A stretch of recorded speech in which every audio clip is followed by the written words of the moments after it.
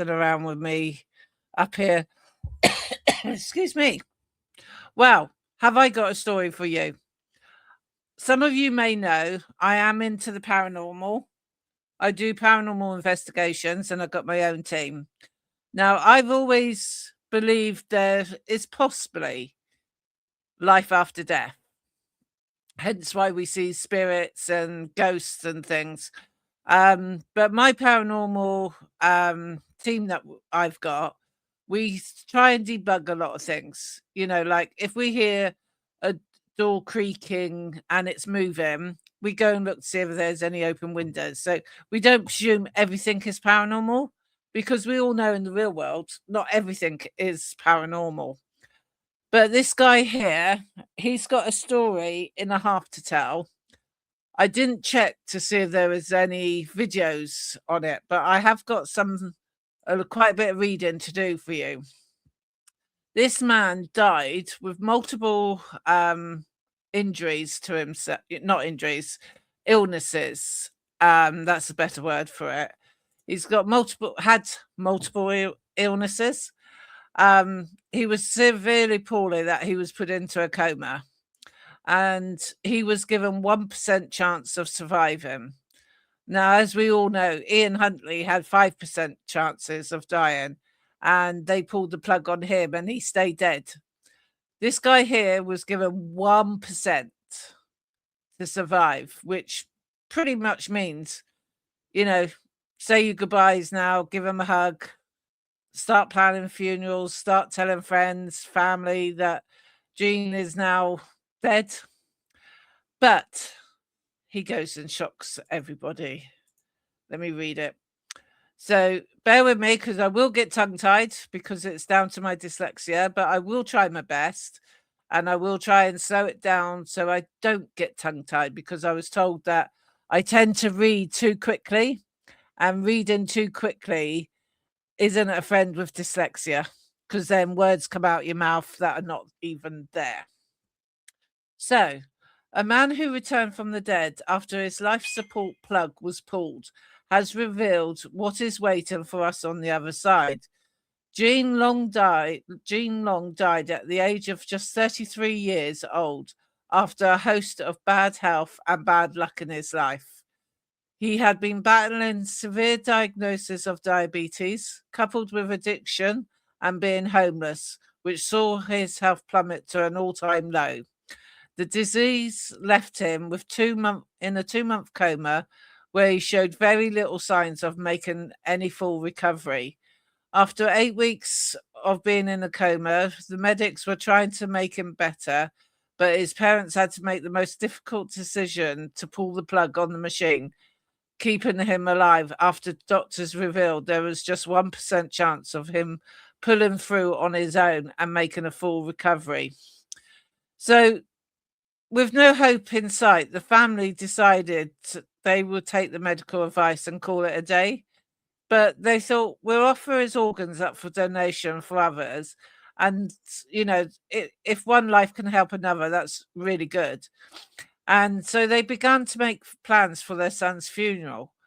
But just over an hour later, after the life support machine was turned off, Gene had suddenly woken up. But that's not all. He'd actually woke up with no signs of being ill whatsoever. There were 30 people in my room ready to say goodbye to me, the construction worker told Need to Know. All my best friends, my mum, my dad, and all my close family were there. As I couldn't talk when I first woke up, I just sat there and smiled. They were in total shock. Well, you kind of would be in total shock, especially if you were given that diagnosis of your son saying he's only got 1% chance of surviving. And let's face it, on those bases, you're deemed dead. You know, you're not going to come out of it. So he goes on to say, my parents had literally just signed the papers to let me go. Gene's ordeal began back in 2020 when his health nosedive because of addiction to drugs, meth, and fent. I nearly didn't say the whole words because YouTube don't like the full words, do they? It left him homeless, and while his parents tried to help, it was no use, as Gene was stuck in a vicious cycle and was not ready to receive any help at that time. You can only help drug addicts if they're willing to be helped, or someone on that's addicted to alcohol. You can only help them if they say, I think it's time, I need the help now. So after being in this situation for over a year, he felt his life had already ended. He said, life was really tough. I just wanted to die. I was questioning God and if there was a God. All I did was cry to my mum about it. Then, as he was neglecting his body daily, his blood sugar spiked to 1,900 without him knowing. It should just sit round about 100. Anything over 900 is usually results in death. The last thing Gene remembers is walking the past a set of steps before he had a seizure. He fell and hit the back of his head on the last step and suffered a bleed to the brain. Suddenly, everything went black. Gene from Florida, US said, I opened my eyes and I found myself walking on the sea of energy. The first thing I thought was that I was finally home. It was like I had just woken up from a nap. The ocean had every color imaginable going on through it, just like they were alive with lights pelting across. And it wasn't made of water, it was just made of energy. I didn't even remember ever being on Earth. I thought I had always been in this place. He recalls the mist and vines swirling around him before the whole being encompassed him into the space. He said, I was in a balloon waiting on the ocean. Then it broke and I became one with it. I felt like God. Gene then spotted a figure who resembled his late grandfather, but it wasn't him at all. He said, the man felt so familiar, I just wanted to run to him. As soon as I thought that, I blinked and we were standing face to face. He didn't walk or swim, he was just there. But it wasn't my grandpa at all, it was the Holy Spirit. But the being had no face, it was all light. He radiated a force of love. Gene said, when I saw him, I was struck by the most powerful love I have ever felt in my entire life. It was beyond human language. There are no words to describe it. It felt as if I was the only thing he had ever created. Despite the pair never speaking, Gene knew the answer to everything. Suddenly, they kneeled and started vibrating, which emerged a crystal footstool. His life on earth fell away beneath him. All of the bad things that had happened to him were gone for good, and only the positives remained. He blinked and was zapped back into reality, back into the hospital bed. Gene said the doctors had already said that if I were to wake up, I would never be able to walk or talk ever again. When my kidneys and liver started to fail, along with my brain, there was no chance for me. I was full of infection and death. My funeral outfit had been chosen, and the priest was called to read my last rites.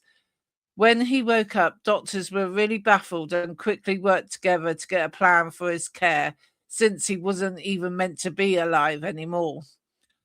While it was a long road to recovery, Gene hopes to share his story to inspire those who feel told you I'd get tongue-tied, who they feel have hit rock bottom. There is a light at the end of the tunnel. For him, this light had been a sudden end to his once tight addiction. He added, since my return, I have never felt the need to use drugs.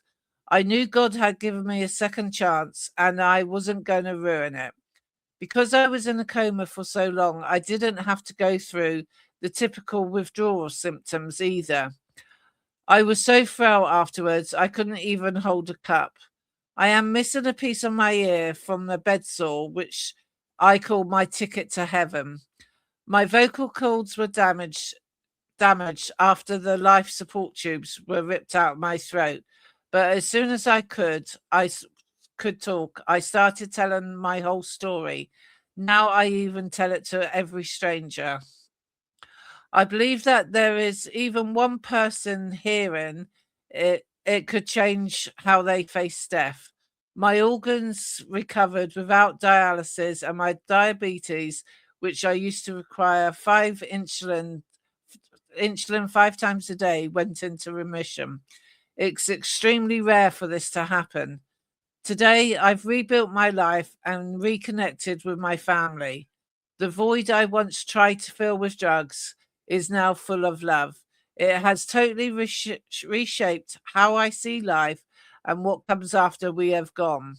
Death isn't the end, and what feels like home is closer than what people think. Now, I do understand a lot of you going to say bullshit, crap, rubbish, what a twaddle. But people do say there is life after death. You know, I haven't personally experienced it. I have come close to it where I needed CPR done on me, but I guess I wasn't out of it long enough to recall anything like what's happened to Jean here. But it's a good story. Some may love it, some may hate it. It's a bit like Marmite, you like it or you don't. But well done for this guy. And if it truly did happen to him, I'm not dissing his story at all. But if it really did happen to him, then well done. I mean, how do you explain being put into a coma with diabetes and you've had diabetes for years, and then all of a sudden you wake up and all your medical health issues have disappeared? That's the crazy part of it. How, you can be in a coma, still having all your medical issues, because while he was in the coma, they were still giving him his insulin and things. And then they ripped the tubes out of his mouth because they thought he was dead or pretty much close to dead. And then an hour later, he comes back. It is really amazing, really. So I thought I'd just bring this short story to everyone because some people are believers and some don't. I'm not going to bore people with my paranormal experiences because not everyone's interested in that sort of thing. But I'm a believer. None of my family are. And I have personally, when I've been really, really poorly, like a couple of years ago, I had COVID pretty bad when I was on holiday, and I laid in bed shivering because I was freezing cold. And I had my mum sat next to me, and I literally had to look twice to see if it was her. But once I really looked, she was gone.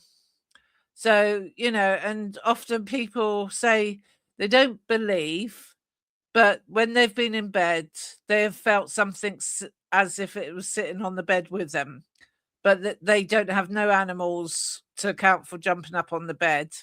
It even happened to one of the ladies that works in my local shop down my road. I caught a tail end of her conversation because I was being served by the other cashier. And she said, she goes, I had a really strange experience last night. She goes, and I was awake. She said, I wasn't asleep. She said, I was reading my book. She said, and it felt like something sat on my bed. Now, I was going to say to her, about it. And I thought, no, I'll just leave it because it opens a whole conversation. And being shop workers, they haven't got the time for chit chat. They got customers to serve. But yeah, so, I just thought I'd share something totally different from crime. Let's have a happy and a nice outcome story for a change rather than all the doom and gloom that we have. All right, thanks for watching. If you can click like and subscribe, that helps me to get in the YouTube's algorithms. And I'll watch you on the next one. See ya.